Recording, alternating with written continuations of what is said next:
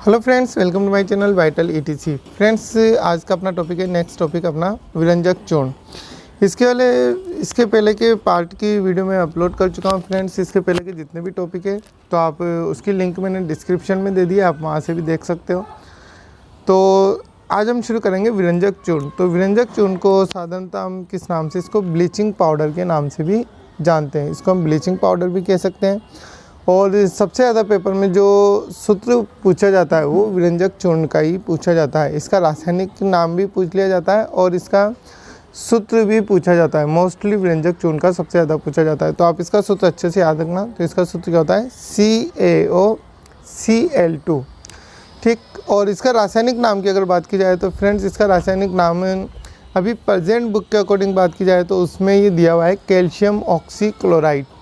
ठीक है। और इसको आप कैल्शियम हाइपोक्लोराइड के नाम से भी याद रख सकते हो। कैल्शियम हाइपोक्लोराइड भी इसको कहा जाता है और इसको कैल्शियम ऑक्सीक्लोराइड भी कहा जाता है।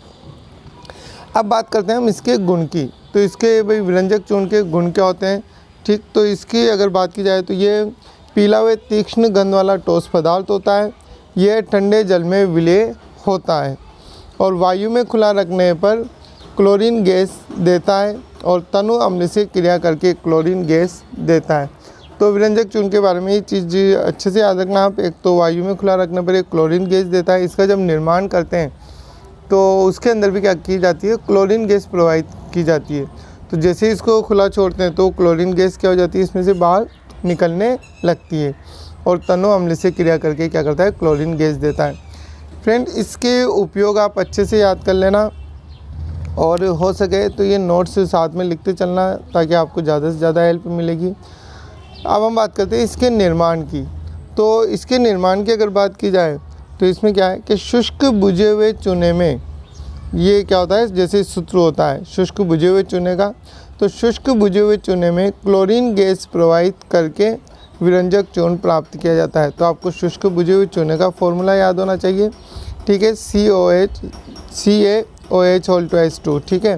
Plus Cl2 equal to CaOCl2 plus H2। तो शुष्क बुझे हुए चूने में क्लोरीन गैस प्रवाहित करने पर हमें क्या प्राप्त होता है? विरंजक चूर्ण प्राप्त होता है। अब हम बात करते हैं इसके उपयोग की। तो विरंजक चूर्ण का सबसे मोस्ट इम्पोर्टेंट उपयोग है जो अलग से ही पूछा जाता है, वो होता है एक तो पेयजल के शुद्धिकरण में। पेयजल को, जो पीने योग्य पानी होता है, उसके शुद्ध करने में हम किसका उपयोग करते हैं? विरंजक चूर्ण का उपयोग किया जाता है। उसके अलावा आप और भी याद रख सकते हो कि रोगनाशक के रूप में, कागज़ उद्योगों में विरंजक के रूप में, प्रयोगशाला में अभिकर्मक के रूप में, तो इन सब में क्या होता है? विरंजक चूर्ण का उपयोग किया जाता है। अब हम नेक्स्ट बात करते हैं दावन सोडा। फ्रेंड्स, पहले ही मैं बता चुका हूँ कि ये जितने भी टॉपिक है इनके आपको मोस्टली सूत्र और उपयोग ज़रूर याद रखना है, क्योंकि इनके सूत्र और उपयोग ज़रूर पूछे जाते हैं। दावन सोडे की अगर बात की जाए तो इसका सूत्र होता है Na2CO3.10H2O। 10H2O मतलब सोडियम कार्बोनेट में क्या होते हैं? 10 अणु किसके होते हैं? जल के होते हैं।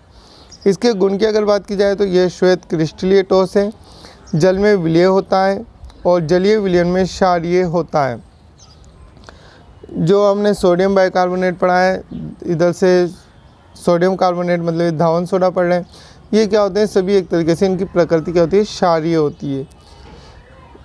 इसे गर्म करने पर सोडा ऐश बनता है। जैसे हम सोडियम कार्बोनेट के गर्म करते हैं, धावन सोडा को गर्म करते हैं, तो ये जो 10 अणु जल के होते हैं ये क्या हो जाते हैं? वाष्पित हो जाते हैं। वाष्पीकरण के साथ क्या हो जाते हैं? बाहर निकल जाते हैं। और जो हमें प्राप्त होता है सोडियम कार्बोनेट, ये क्या कहलाता है? एक प्रकार से सोडा ऐश।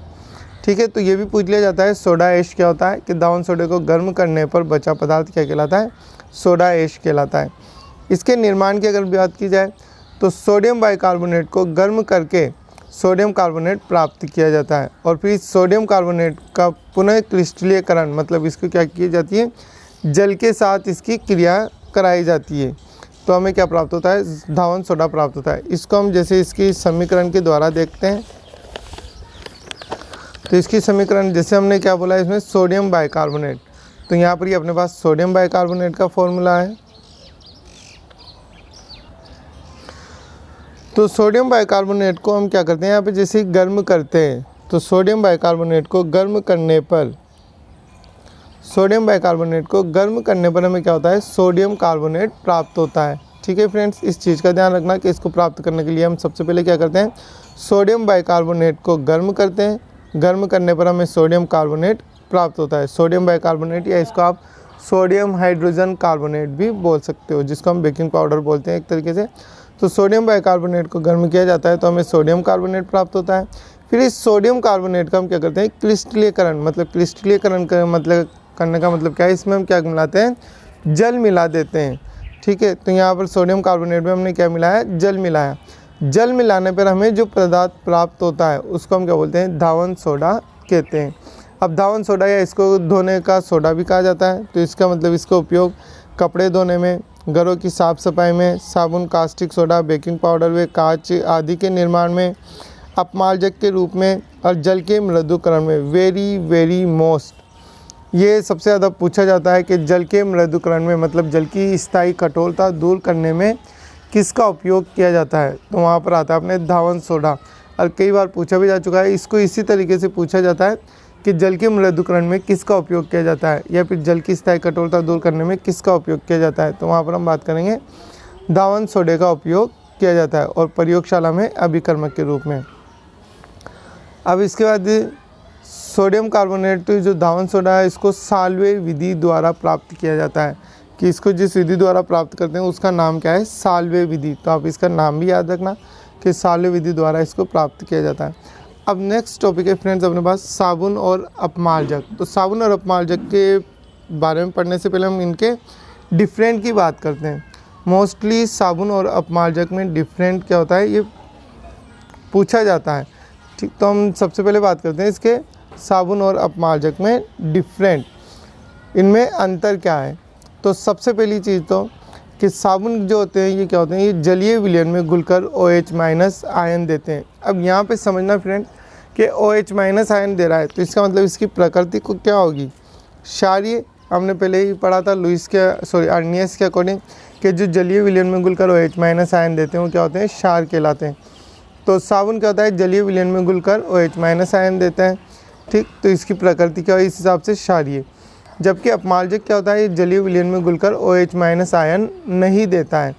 अब OH- आयन नहीं देता और साथ में ये OH नहीं देता, इसका साथ में क्या है, H+ आयन भी नहीं देता। अगर ये अम्ल होता तो हम यहाँ पर क्या लिखते हैं कि ये जलीय विलयन में घुलकर H+ आयन देता है, मगर ये ऐसा नहीं है, OH- आयन भी नहीं देता और H+ भी नहीं देता। तो इसका मतलब इसकी प्रकृति क्या होगी, उदासीन।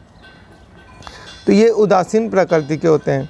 नेक्स्ट, ये कपड़ों के रेशे त्वचा को नुकसान पहुंचाता है। साबुन कपड़ों के रेशे और त्वचा दोनों को क्या होता है, नुकसान पहुंचाता है।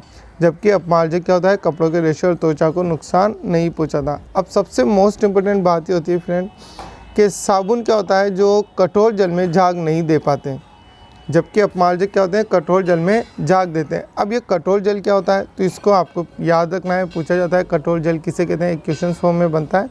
तो वहाँ पे आपको याद रखना है कि जिस जल में कैल्शियम और मैग्नीशियम की अशुद्धियाँ प्रेजेंट होती है, कैल्शियम व मैग्नीशियम की अशुद्धियाँ प्रेजेंट होती है, उपस्थित होती है, उसे हम क्या कहेंगे, कठोर जल। तो साबुन क्या होता है कि कैल्शियम व मैग्नीशियम की अशुद्धियों से क्रिया करके क्या करता है, ये अविलेय यौगिक बनाता है। कैल्शियम मैग्नीशियम की अशुद्धियों से क्रिया करके क्या करता है, अविलेय या अघुलनशील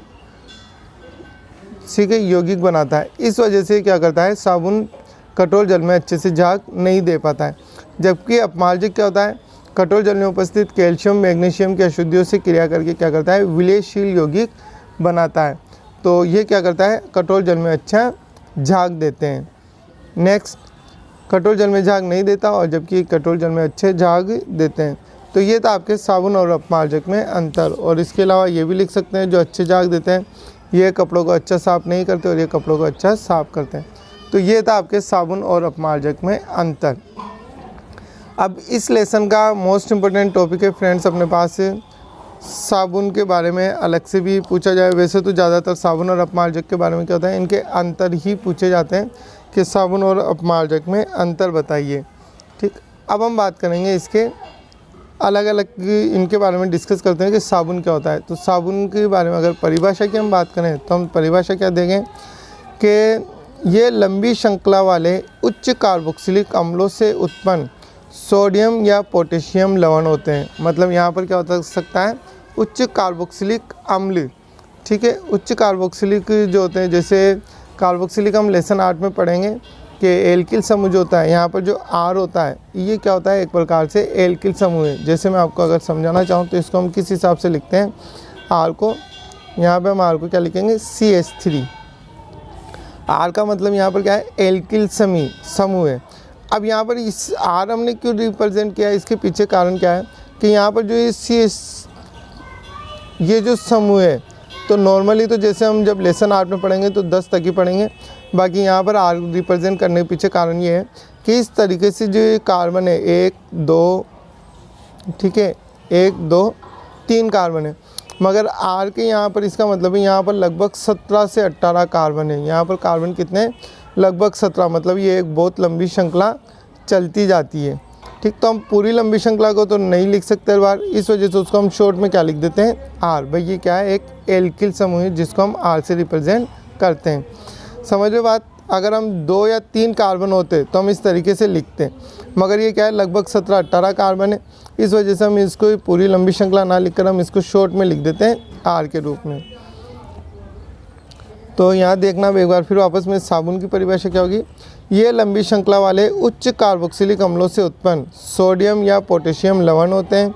उदाहरण के तौर पे जैसे स्टेरिक, ओलिक, ये क्या है, इसके उदाहरण है। तो यहाँ पर RCOONA, COO जो शो करता है फ्रेंड्स, ये शो करता है कार्बोक्सिलिक अम्ल को। COO किसको शो करता है, यहाँ पर कार्बोक्सिलिक अम्ल को शो करता है। और यहाँ पर ये 2 बार लिखने के पीछे या तो सोडियम लवण होंगे या फिर पोटेशियम लवण हो सकते हैं, ठीक है। तो इस चीज़ को अच्छे से याद रखना आप। तो ये था आपके साबुन किसे कहते हैं। अगर ये पूछा जाए साबुन किसे कहते हैं तो हमें ये बताना है, ठीक। अब अगर बात की जाए, आगे हम बात करें, यहाँ पर R एल्किल समूह है, जैसे मैंने पहले बता दिया C17H35। अब बात करते हैं हम साबुन का निर्माण, या फिर हम इसको क्या कहेंगे, साबुनीकरण। या तो आप साबुन का निर्माण कह दो, या फिर हम इसको क्या कह सकते हैं, साबुनीकरण किसे कहते हैं। पूछा जाता है साबुनीकरण क्या है, तो यहाँ पर हमें ये याद रखना है, तेल या वसा की क्रिया। इसको आप फ्रेंड्स हो सके तो आप यहाँ देखो, इस फॉर्मूले से बात करते हैं हम। तेल या वसा की क्रिया किसके साथ कराते हैं हम, या तो सोडियम हाइड्रोक्साइड या फिर पोटेशियम हाइड्रोक्साइड, दोनों में से एक से। तेल या वसा की क्रिया सोडियम हाइड्रोक्साइड या पोटेशियम हाइड्रोक्साइड से कराने पर हमें क्या प्राप्त होता है, साबुन प्राप्त होता है। तथा साथ में क्या बनता है, ग्लिसरॉल बनता है।